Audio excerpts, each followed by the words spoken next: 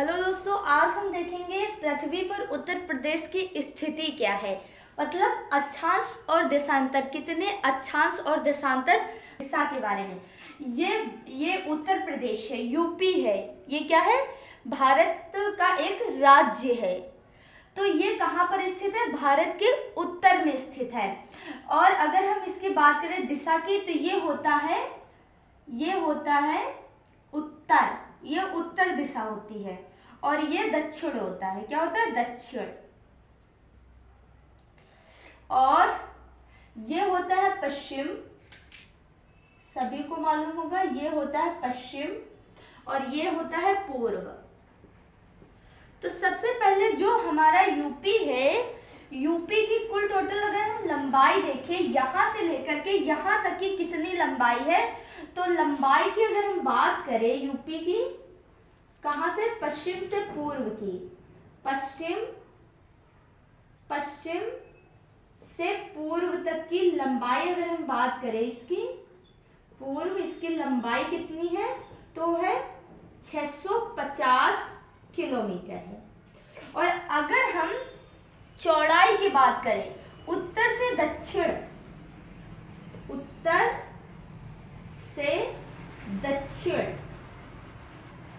North से south,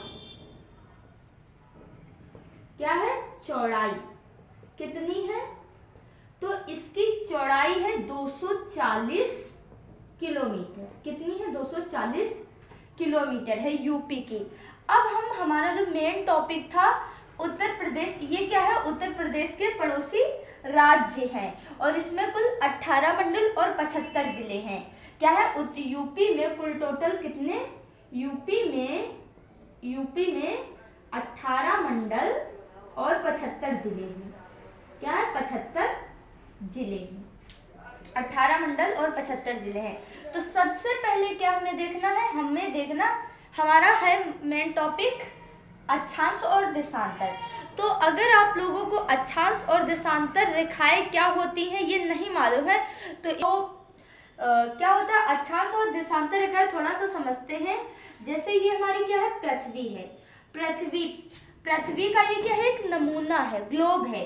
globe पर अक्षांश रेखाएं यूं खींची होती हैं। जो लेटी हुई रेखाएं होती हैं ये काल्पनिक रेखाएं होती हैं। पृथ्वी पर ऐसी कोई रेखा नहीं है, सिर्फ ये ग्लोब पर खींची गई। इनको हम बोलते हैं अक्षांश रेखाएं। क्या बोलते हैं? अक्षांश रेखाएं। और जो खड़ी खड़ी खींची हुई होती हैं, इनको हम बोलते हैं देशांतर रेखाएं। क्या बोलते हैं? देशांतर रेखाएं। ये हैं देशांतर रेखाएं। तो क्या होता है? जो हमारा भारत होता है, भारत जैसे कि यहाँ से अगर हम बोले, यहाँ पे क्या है? एशिया महाद्वीप है। यहाँ पर एशिया महाद्वीप है।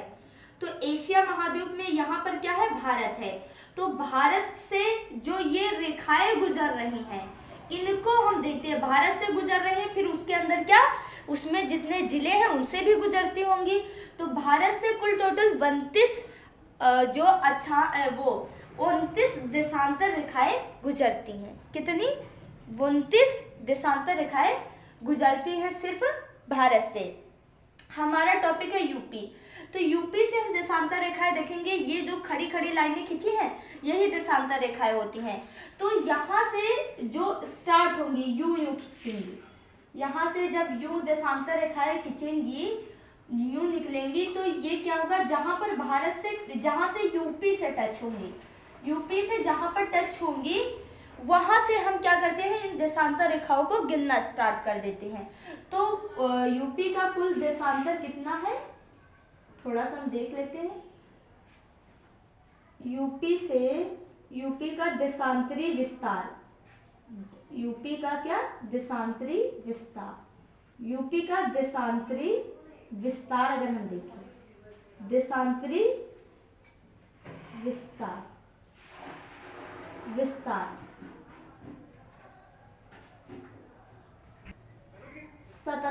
हम मार्कर चेंज कर लेते हैं। 77 डिग्री स्टार्ट होकर के ये 84 डिग्री 38 मिनट, मतलब यहाँ से ये 77 वाली रेखा जो है ये यूपी को टच करती है, और फिर यहाँ पर जो ये समाप्त होती है ये होती है 84 डिग्री जो है 84 डिग्री 38 मिनट। जो हम देखें यूपी का अक्षांशीय विस्तार, यूपी का अक्षांशीय विस्तार, यूपी का अक्षांशीय विस्तार अगर हम देखें तो यूपी का जो अक्षांशीय विस्तार है वो कितने डिग्री से स्टार्ट होता है, तो यहाँ पर स्टार्ट हो जाता है 23 डिग्री 52 मिनट से। कितना? 23 डिग्री 52 मिनट से यहाँ पर कितने पर समाप्त होता है, तो जहाँ पर ऊपर लगेगी रेखा वहीं पे समाप्त होगा। तो कितने पर समाप्त होगा, तो 30 डिग्री 24 मिनट पर समाप्त होता। कहाँ पर? 30 डिग्री 24 मिनट पर। तो अक्षांशीय विस्तार क्या होगा, अगर अक्षांशीय विस्तार की बात करें तो हम 23 डिग्री 52 मिनट से शुरू होकर के 30 डिग्री 24 मिनट तक होता है। ये उत्तर प्रदेश का देशांतरी विस्तार होता है। तो क्या होता है, जो रेखाएं काल्पनिक ये रेखाएं होती हैं जो जहां से टच करती है उसको ही हम देशांतरी या अक्षांशीय रेखाएं बोलते हैं। जैसे यहाँ से ये खड़ी खड़ी लाइनें टच करेंगी तो इनको बोलेंगे देशांतरी, और जो यूं खींची हुई होती हैं उनको कहते हैं अक्षांशीय रेखाएं। और अगर हम बात करें, ये रेखाएं जो होती हैं ये 1 डिग्री के अंतराल पर खींची हुई होती हैं। क्या होती हैं? 1 डिग्री के अंतराल पर ये रेखाएं खींची हुई होती हैं। ये अक्षांशीय रेखाएं क्या होती है? 1 डिग्री के अंतराल पर खींची होती है। कितने? 1 डिग्री के अंतराल पर खींची हुई होती है। और पृथ्वी जो है हमारी क्या होती है, 24 घंटे जो होते चक्कर लगाती रहती है। तो चक्कर लगाती है तो हमारी पृथ्वी जो है वो क्या करती है, 24 घंटे में 360 देशांतर को पार कर लेती है। कितने? 360। ये जो देशांतर रेखाएं होती हैं, कुल देशांतर रेखाएं होती हैं 360, और कुल अक्षांशीय रेखाएं कितनी होती हैं? 181 होती है। 90 ऊपर होती है, 90 नीचे होती है, और यहाँ पे 0 डिग्री अक्षांश रेखा होती है। क्या होती है? 0 डिग्री अक्षांश रेखा होती है। और क्या बात करें, तो ये क्या होती है, 1 डिग्री के अंतराल पर खींची हुई होती है, और हमारी पृथ्वी 24 घंटे में क्या होती है, 360 देशांतर को पार कर लेती है।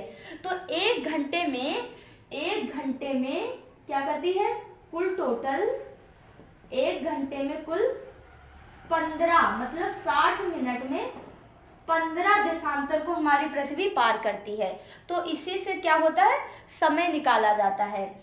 तो यूपी की जो भारत की मानक समय रेखा है वो भारत की मानक समय रेखा है, वो भारत की 82.5 डिग्री क्या है, 82.5 डिग्री देशांतर रेखा को माना गया है। भारत की मानक समय रेखा, जो भारत की मानक समय रेखा है वो 82.5 डिग्री को माना गया है। वो कहाँ से गुजरती है, तो वो गुजरती है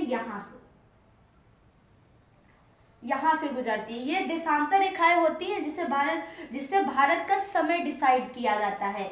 जैसे कि भारत का समय जो है वो लंदन, यहाँ पर एक 0 डिग्री देशांतर रेखा है लंदन में, जिससे क्या है, पूरे विश्व का समय निर्धारित किया जाता है। और यहाँ पर भारत की मानक समय रेखा है जिससे भारत का समय निर्धारित किया जाता है। तो यहाँ की रेखा से यहाँ तक की भारत का समय जो है 5.5 घंटे क्या है, आगे है, 5.5 घंटे आगे है। तो ये भी याद रखने वाला पॉइंट है। फिर ये भारत के किस किस जिले से यूपी के किस किस जिले से निकलती है, तो यहाँ पर है बहराइच, गोंडा और यहाँ पे अयोध्या जिसे फैजाबाद बोलते हैं, और सुल्तानपुर।